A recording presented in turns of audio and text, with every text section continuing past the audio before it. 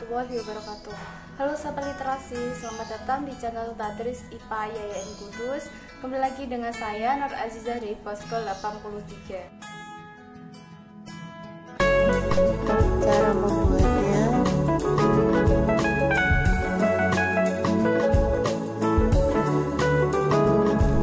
Pertama, siapkan bahan-bahannya.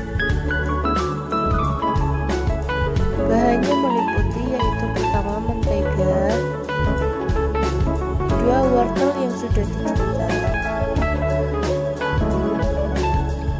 3 butir telur, daun bawang, garam dan lada secukupnya.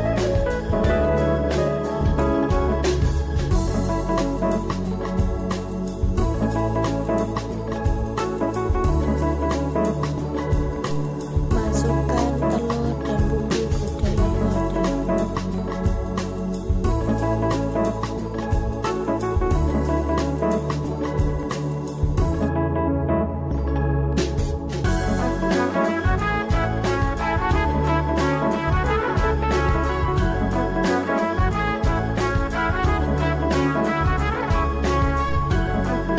Aduk dengan sendok sampai bahannya tercampur.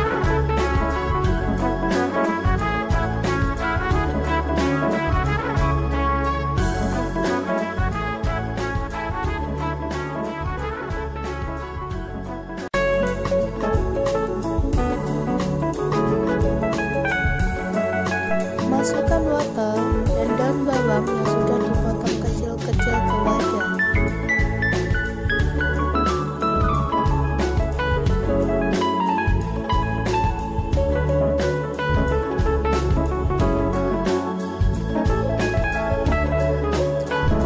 Aduk lagi hingga semua bahan tercampur.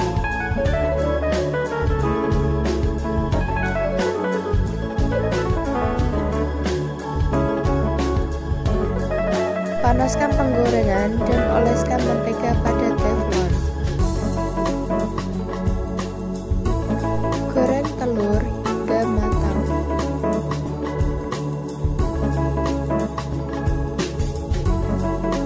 Gulung telur hingga adonan habis.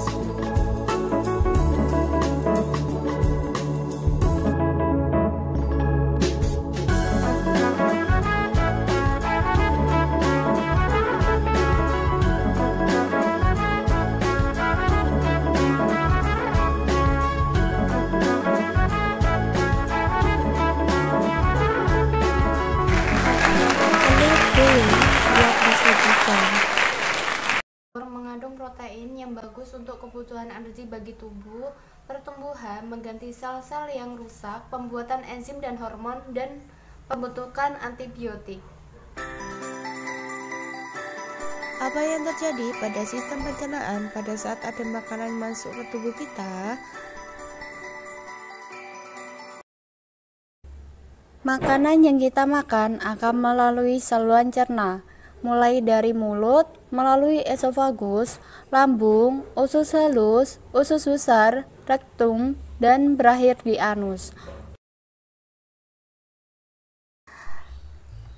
Di dalam mulut, makanan akan dicerna secara mekanis dan kimiawi, di mana terjadinya proses mengunyah dan dibantu dengan kelenjar ludah. Dalam proses mengunyah, makanan yang kasar akan berubah menjadi bolus. Setelah melalui rongga mulut, makanan yang berbentuk bolus akan masuk ke faring. Pada pangkal faring terdapat epiglotis yang berfungsi menutup ujung jalur pernafasan atau laring agar bolus tidak masuk ke saluran pernafasan. Setelah itu, bolus akan masuk ke esofagus atau kerongkongan. Otot esofagus berkontraksi sehingga menimbulkan gerakan meremas yang mendorong bolus ke dalam lambung. Di dalam lambung terjadi pencernaan mekanis dan kimiawi. Secara mekanis, otot lambung akan berkontraksi mengaduk-ngaduk bolus.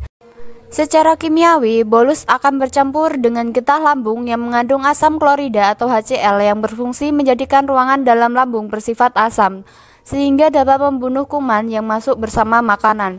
Kedua, ada enzim pepsin yang berfungsi menghidrolisis atau memecah protein menjadi pepton.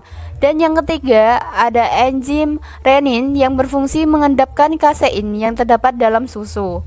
Selama 2-4 jam, bolus yang mengalami proses pencernaan dalam lambung akan menjadi kimus atau bubur usus. Kemudian, kimus akan masuk ke usus halus. Usus halus terdiri dari 3 bagian, yaitu usus 12 jari atau duodenum, usus tengah atau jejunum, dan usus penyerap atau ileum. Pada usus halus terjadi pencernaan kimiawi. Pertama, di duodenum terdapat kantung pankreas dan empedu. Getah pankreas mengandung enzim lipase, amilase, dan tripsin. Lipase akan mencerna lemak menjadi asam lemak dan gliserol. Amilase akan mencerna amilum menjadi maltosa. Tripsin akan mencerna protein menjadi polipeptida. Getah empedu akan mengemulsi lemak, yakni membentuk lemak larut dalam air. Di jejunum. Pada bagian ini akan terjadi proses pencernaan kimiawi oleh enzim yang dihasilkan kelenjar di dinding usus. Zat makanan yang sudah melalui jejunum akan diserap di ileum.